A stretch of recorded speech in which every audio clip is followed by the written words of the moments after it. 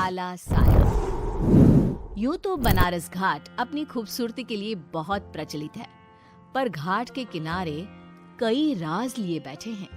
ये कहानी शुरू होती है बनारस के घाट के पास बने ममता निवास से, जहाँ प्रिया लाल जोड़े में ममता के घर उसकी बहू बनकर आती है।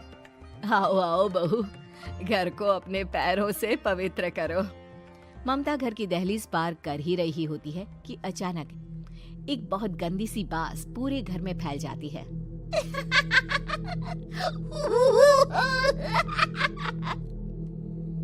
ये बदबू और ये आवाजें, ये कौन हंस रहा है माँ? अब ये पड़ोसी ना हमारे थोड़े अलग से है। कहाँ हम शाकाहारी और ये मांस मच्छी खाने वाले। छोड़, तू ध्यान मत दे और गृह प्रवेश कर। और हाँ बहू, अपनी सास की एक बात हमेशा याद रखना, इन पड़ोसियों से तो कभी बात नहीं करेगी।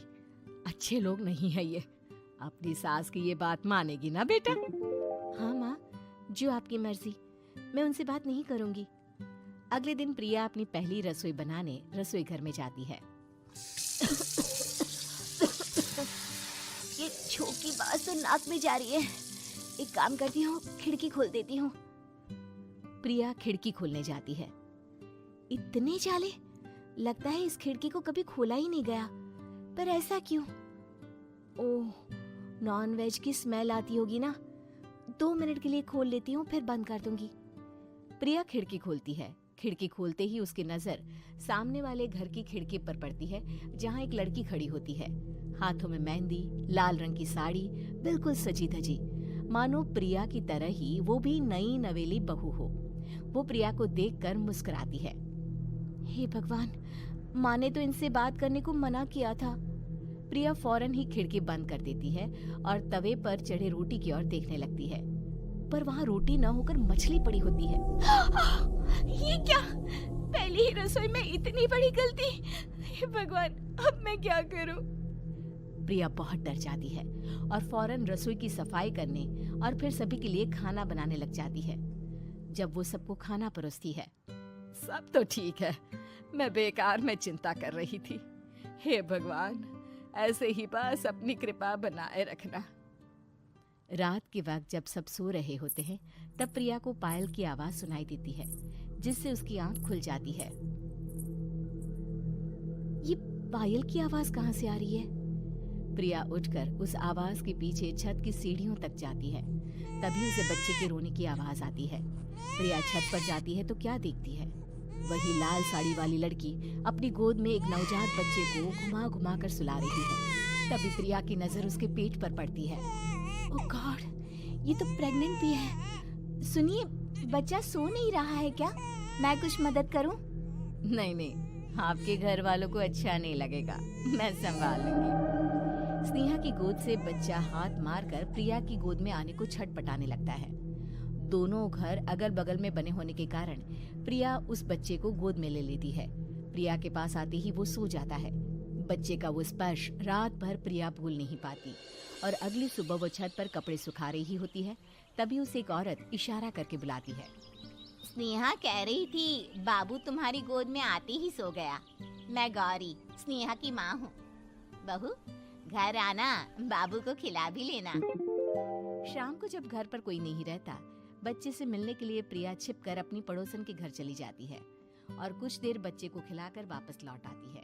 इसके कुछ दिन बाद ही प्रिया को पता चलता है कि वो माँ बनने वाली है। ममता की खुशी का ठिकाना नहीं रहता।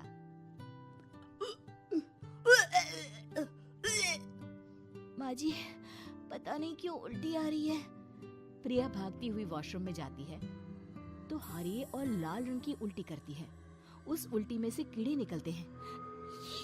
ये क्या? खून और ये कीड़े! माँ!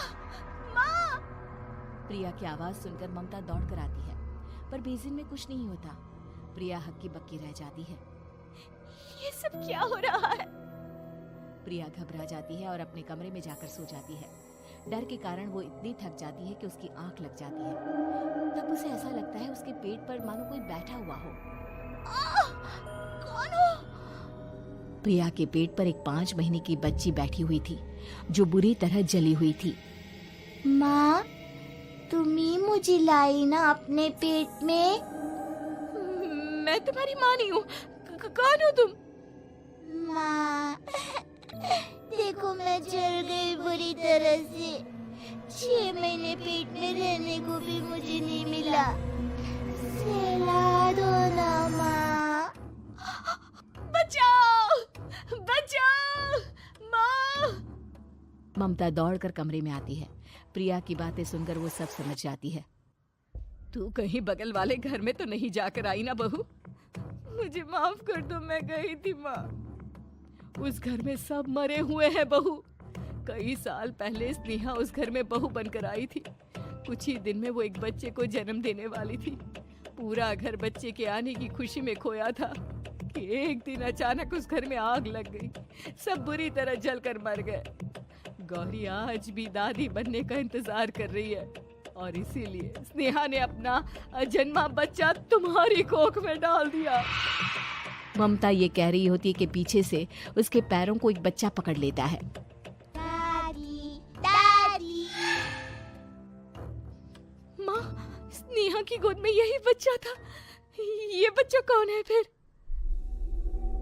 तेरी मौत है।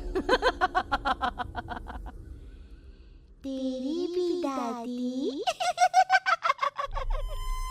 जिस चीज का ममता को डर था वही हो गया। ममता निवास के ऊपर मौत ने चादर बिछा दी थी। प्रिया का पेट ऐसे बढ़ जाता है मानो 9 महीने का हो। 2 हाथ उसके पेट से बाहर निकलते हैं। बहू, संतोष को फोन कर, किसी पंडित जी को बुला बहू।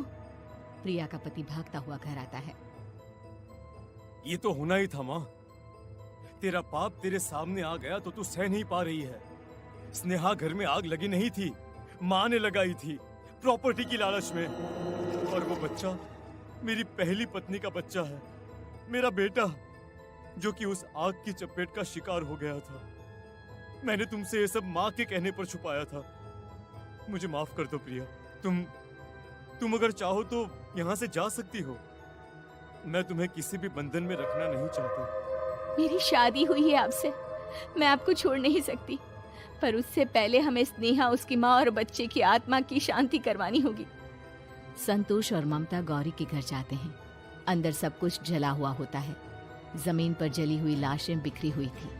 ममता रो रो कर अपने करने की माफी गौरी से मांगती है।